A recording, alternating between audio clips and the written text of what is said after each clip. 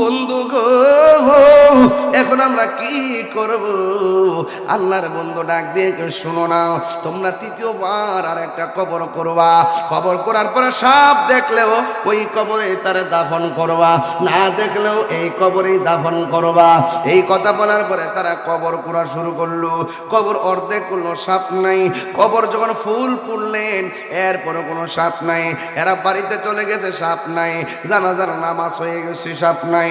এরপরে লাশটাকে কান্দের মধ্যে কইরা গুরুস্থানের মধ্যে যখন নিয়ে আইব, নিয়ে আইনোর সময় হঠাৎ করে লাশটারে কবরে নামাইব। তাকে দেখতেছেন পীরা বান্দা দুইটা সাপ কবরের মধ্যে ফনা তিলা দাঁড়ায় রইছে। এরপরে কেউ কবরে নামে নাই। আল্লাহর বন্ধু বলছে সাপ থাকলে সাপ সহকারে দাফন করবা। এবার লাশটারে ধাক্কা মেরে কবরে ফেলাইয়া এরপরে উপরে দিকে দিয়া শাড়ি দিয়া বাড়ি দিয়া সুন্দর করে তারা সবাই চলে গেছে। ওই দিন আমি দেখলাম মানুষ কত নির্লজ্জ হয়ে গেছে। ওই দিন দেখলাম কবর করছে, কবরের মধ্যে একটা মানুষকে কাফন দিয়া শুয়াইছে। শুয়াইয়া তারা কবরের মধ্যে সাপ, বাদ্যা থেকে সাপ আনছে। যেই সাপগুলার দাঁত থাকে না, বিষ থাকে না, ওই সাপগুলা কবর মধ্যে ফালাইয়া উপরে বিডু দিয়া দিয়া কবরের আযাব, কবরের সিনারে দিয়ে বিডু করতেছে। আরে যারা এমন ভাবে কাজ করতেছো, একদিন মনে করবা নিজে এই সম্মুখীন হইয়া যাইবা। এমন কাজ কইরো না যেই কাজ করলে আমার আল্লাহ বেজার হয়ে যাবে। কথা বলে না, ঠিক কিনা? এবার সবাই কবরের মধ্যে নামাইয়া সবাই যখন বাড়ি করে গেল, দোকানপাটে আওয়াজ উঠে গেল।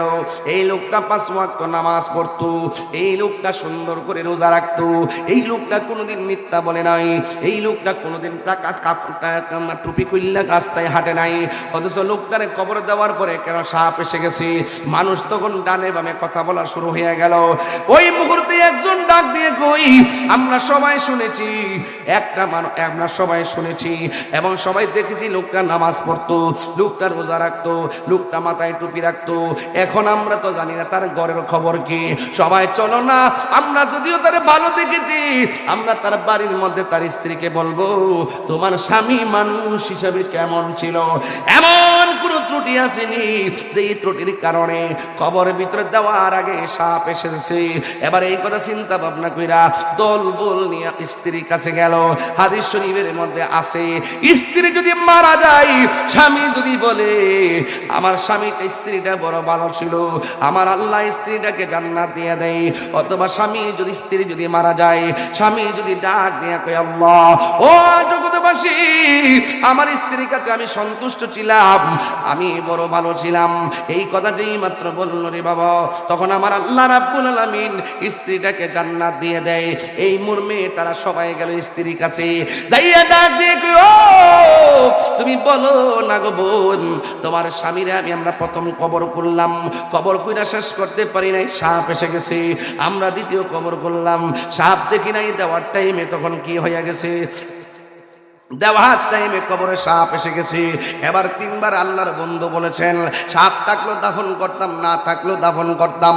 তুমি তো তার স্ত্রী, তোমার সঙ্গে সংসার করেছি, তুমি বলো না তোমার স্বামী এমন কোনো কাজ করছিনি যে এই কাজের কারণে কবর দেওয়ার আগেই সাপ এসে গেছে। চিৎকার মাইনা কি আল্লাহু আকবার বলা যাবে না? একবার আমার সঙ্গে মনটা খুইলা কোন, হারিয়ে যাব হয়তো দিবে মুরে কবর। মারহাবা কয় না রে আমার ভাইরা? দেখেন না আমার আপনারা? আপনারা দেখেননি? লাশটা যখন দাঁড়া তখন জিগায় সম্মানিত মুসলিম একরাম, উপস্থিত মাইয়ে তো আমার ভাই লাগে, চলাফেরা করতে যায় যদি কোনো অন্যায় করে থাকে আল্লাহ মাফ করে দেন। আর চলাফেরা কিন্তু যদি লেনদেন থাকে, আপনার বাচ্চা আপনার কাছে কইয়া আপনার লেনদেন দিয়া দিব, কয়নি? কয় কয়। আর নামাজের পরে দুর্দান্ত তারা আইছে, এই মুখের বাড়িতে ফেলা ডাইল বা রাইজের সবার কাছে খাইয়া দেন, কয়নি? ওই লাস্টায় পাশে মাপ সারাই পেড়া।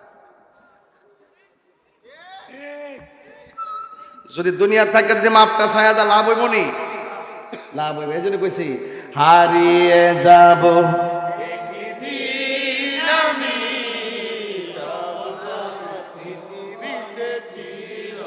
ক্ষমা করে দি তোমরা আমায় বলো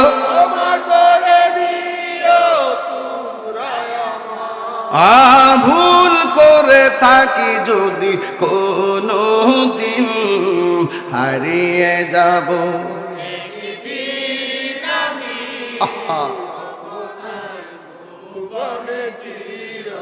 বাঁশি বাগানে বা গোরস্থানে হয়তো দিবে মোরে কবর বাঁশি বাগানে বা গোরস্থানে হয়তো দিবে মোরে কবর তোমরা আমায় যাবে ভুলে রাখবে না জানি কোনো খবর পড়বে কি মনে আমার কথা ফেলবে কি অস্ত্র কোনো দিন হারিয়ে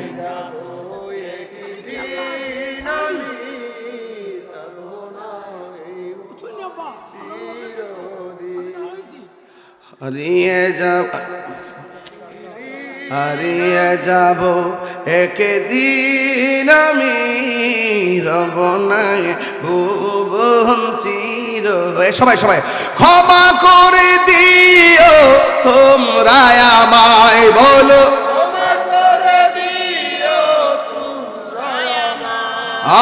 ভুল করে থাকি যদি কোনো দিন হারিয়ে যাব